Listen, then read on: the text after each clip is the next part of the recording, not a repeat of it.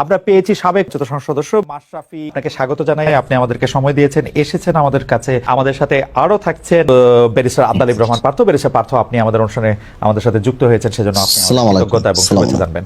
আমি প্রথমে আন্দোলন খুব পরিকল্পিতভাবে চালিয়ে নেওয়া হয়েছে, কিছুই হঠাৎ হয়নি।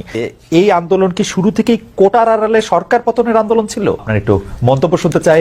আপনি আমাদের একটু বলবেন জুলাই অভ্যুত্থানের ফল। যদি এক কথাই উত্তর দিই তাহলে বলতে হবে যে আমি আসলে ব্যর্থ হয়েছি, এখানে অ্যাবসলিউটলি ব্যর্থ হয়েছি। প্রথম যে জিনিসটা, আর দ্বিতীয় কথা হচ্ছে যে আমি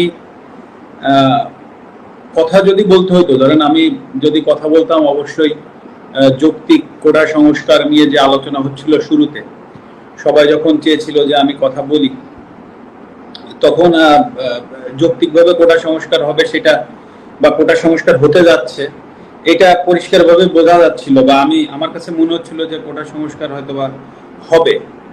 কিন্তু তারপরে যে ঘটনাগুলো ঘটতে থাকলো, তখন আসলে এমন একটা পরিস্থিতি হলো যে যখন সবাই চাচ্ছে যে আমি একটি স্ট্যাটাস দিই বা আমি পাশে থাকি, তো তখন আসলে পরিবেশটা এমন জায়গায় গিয়েছে যে আমার কাছে মনে হচ্ছিল যে আমি যদি এখন একটা স্ট্যাটাস দিই বা আমি যদি যে কোনো কিছু লিখি, তো সেইটাকে কেন্দ্র করে যদি আরো ম্যাসিভ বা আরো বড় কিছু হয়ে যায়, তা আসলে সেই জিনিসটা সামাল দেওয়ার অ্যাবিলিটি আমার আছে কিনা।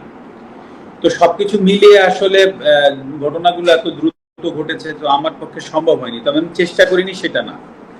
এবং আরেকটি বিষয় যে আমি যদি কথা আমি যদি স্ট্যাটাসের ভিতরে সীমাবদ্ধ থাকতে চাইনি, এটা সত্যি কথা। আমি চেয়েছিলাম স্টুডেন্টদের সাথে কথা বলতে, বা আমি চেয়েছিলাম যে তাদের সাথে আলোচনার মাধ্যমে কিছু করা যায় কিনা। হ্যাঁ, কারণ আমি যদি একটা স্ট্যাটাস দিতাম, তাতে করে যা কিছু ঘটেছে, যা কিছু হয়েছে, তার থেকে কম হতো না। বরঞ্চ আমার সার্বিকভাবে আমার যে ভয়টা কাজ করছিল যে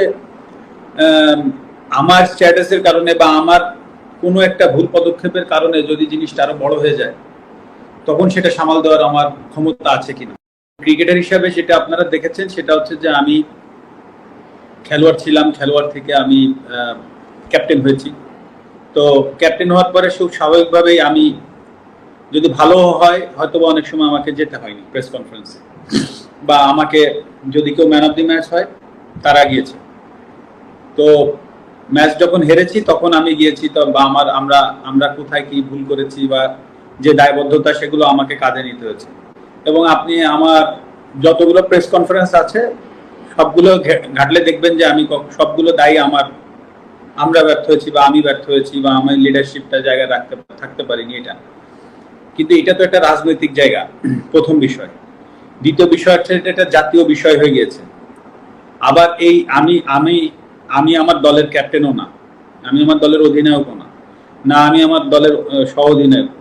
আমি এইমাত্র রাজনীতিটা শুরু করেছি। তো আমাকে আইদার উপদেষ্টা মণ্ডলীতে থাকতে হবে হয়তো, বা আমাকে ওই দায়িত্বটা পাইতে হবে যে আমি যে কথা বলবো, বা সেরকম সুযোগ না পাইলে তো আসলে আমার কথা বলার সুযোগ থাকে না।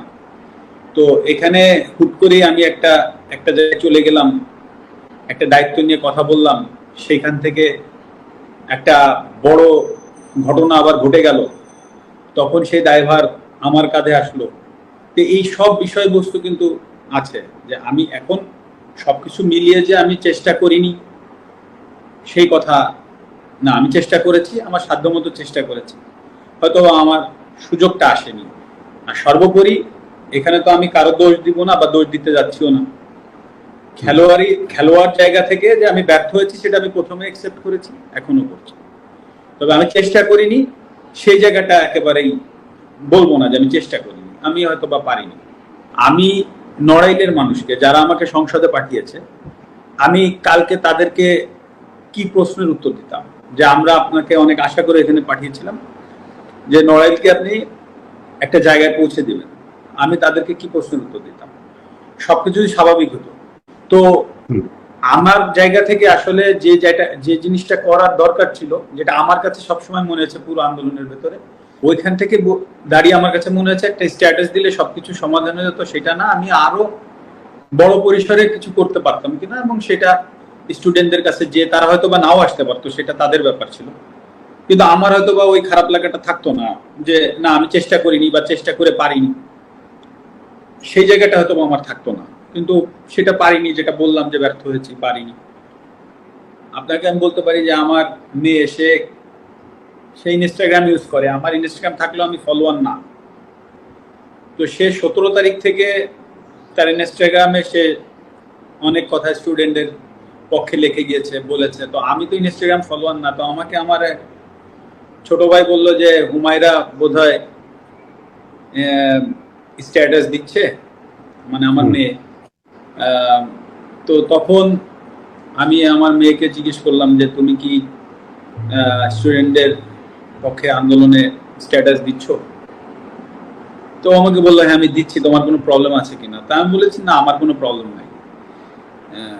এবং আমি ওকে এটাও বলেছিলাম যে তোমার স্কুল থেকে যদি আন্দোলনে যাই, মেক শিওর যে তুমি তাদের সাথে থেকো।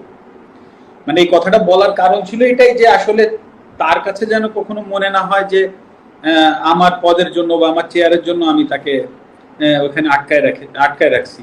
এই জিনিসটা যেন কখনো তার মনে না হয়। এবং এত ঘটনার ভেতর দিয়ে অন্তত ওইটুক জায়গায় আমার অবস্থান আছে আমার মেয়ের কাছে, যে না আমার বাবা আমাকে আটকায়নি। আর একটা কথা বলি এর ভেতরে অল্প একটু, যেটা হচ্ছে আজকে কোটা আন্দোলনের যে স্টুডেন্টরা আছে বা যে সমন্বয়কের ভেতরে একজন ক্রীড়া মন্ত্রণালয়ের উপদেষ্টা মহোদয় জনাব আসিফ সাহেব যিনি হয়েছেন, আপনি দেখবেন উনি কিন্তু খেলাধুলা নিয়ে এখন থেকে উনি কাজ করবেন, বাংলাদেশের সার্বিক খেলাধুলার বিষয়গুলো নিয়ে কাজ করবেন। এখন যদি আল্লাহ না করুক কালকে একটা প্রবলেম হয়, আল্লাহ না করুক যদি কোনো একটা খেলাধুলায় কোনো জায়গায় প্রবলেম হয়, উনি কিন্তু প্রধান উপদেষ্টা মহোদয় ডক্টর ইউনূস স্যারের কাছে যাবেন, বা সিনিয়র উপদেষ্টা মহোদয় যারা আছেন উনাদের সাথে আলোচনা করে এসেই কিন্তু উনাকে স্টেটমেন্ট দিতে হবে।